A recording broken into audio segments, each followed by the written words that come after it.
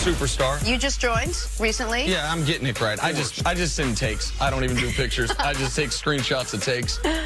All right, time for stories to start your morning. Zion Williamson had another great night in a Duke win over Notre Dame. Scored 26 points, grabbed 9 boards on just 12 shots.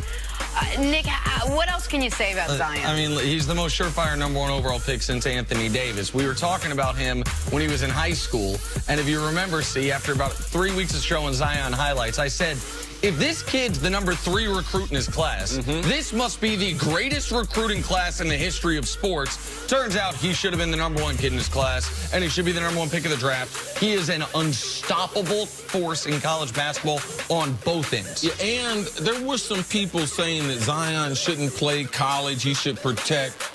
You know how much better he's gotten in the last 30 days?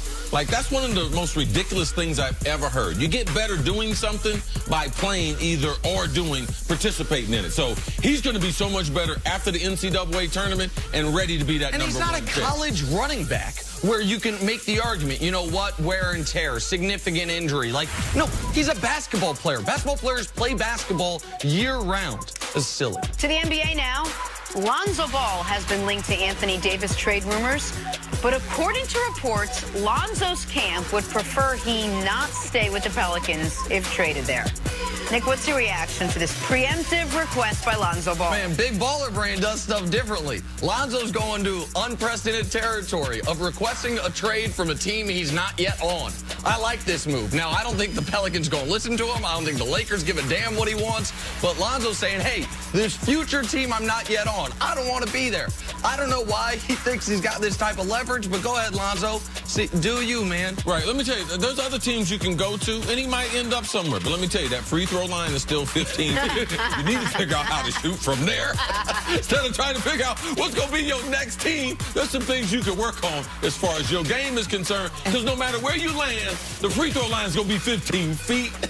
And if you're just worried about sitting behind Drew Holiday, the Pelicans trade Anthony Davis. Drew Holiday might be on his way out as well. Like, you could be the starting point guard in short order. Just chill, Big Baller Brand.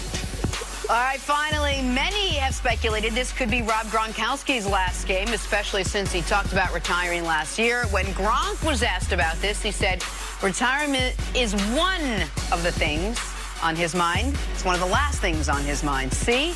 Do you think the Super Bowl could be Gronk's last game? Oh, absolutely. You can only play football that way for so long. And people would like to present this as, oh, man, Gronk has a bunch of options. Okay, we got Tom Brady, 41, still trying to play. Yesterday said, hey, man, I'm going to play till I'm 45. I'm going to try to. And the reason why he can, because he can play at a high level.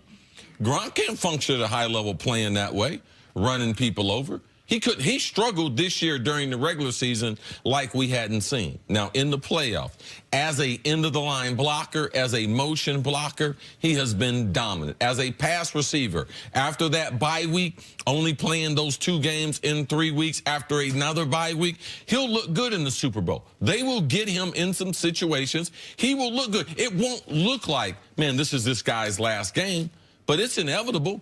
When you keep running into people and you come into the NFL with a bad back, all the injuries he's had, and the thing that's going to cause him besides that, he can't do like he can't do like Brady's done with Belichick.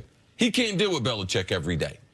And he's not going to say it, but that's one of the reasons why he's going to be walking away from the game, is because that intensity every single day, Rob Gronkowski, he can't do that for 10 years. And he can't guarantee that Belichick won't trade him like Brady is now guaranteed. He almost traded him this offseason. Once you start, I would imagine this was true for you.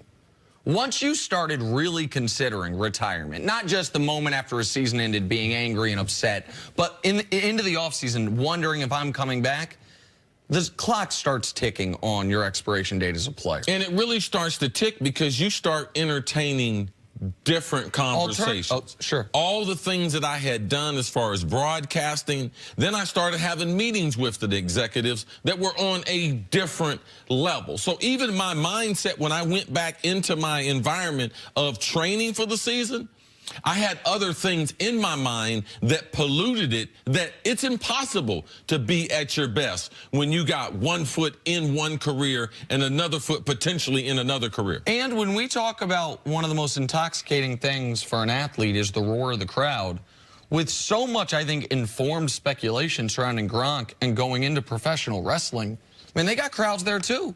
Like, the roar of the crowd would be there. Like, the Royal Rumble was this weekend. You got 50,000 people standing and cheering. And so, like, Gronk also has the ability, because he is one of the few real brands in the NFL, to make legitimate money. Not NFL money, but legitimate money in his first few years out of the league.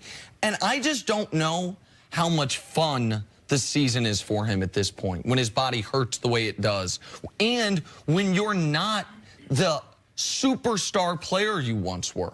I imagine that's a little, when you used to be 15 touchdowns and now you're 5 touchdowns, I imagine that's a little tough. Like, and so he almost retired last offseason. I'm not saying Gronk's, this definitely his last game, but I think it's 60-40 odds in favor that this will be his last football game, especially if they win. What do the Patriots need most from Rob Gronkowski this Sunday? Is it going to be his blocking? Man, they've been special. Their offensive line, they got 90 dropbacks. They got 3 pressures, no sacks. I mean, to say that's not important, but I just think, just like Kansas City, Nick and I talked about the game last week leading up to the game, and he will be needed there.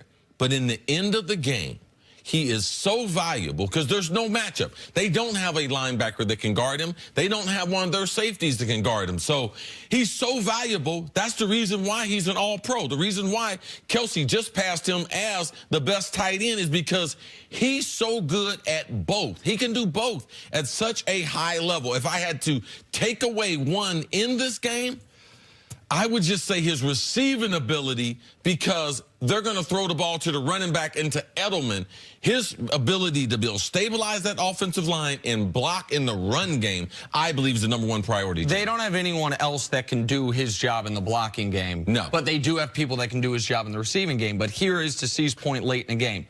Through the first 7 quarters of this postseason, and through basically the entirety of those 7 quarters, the Pats were up by 2 scores. Once you're midway through the first quarter against the Chargers, through the end of the game, and then the first 3 quarters against the Chiefs, Gronk had 4 catches for 53 yards total in those first 7 quarters. In that 4th quarter in OT against the Chiefs, when the game got close, he had 3 catches for 51 yards. They still have that in case of emergency break glass on Gronk, and they will use it. I would imagine they will use him both ways in this Super Bowl, and he'll want to be. Particularly if he's thinking, even if he's saying it's the last thing on my mind, he knows this could be his last football game. He's going to want to go out making an impact. All right, let's move on now to Anthony Davis.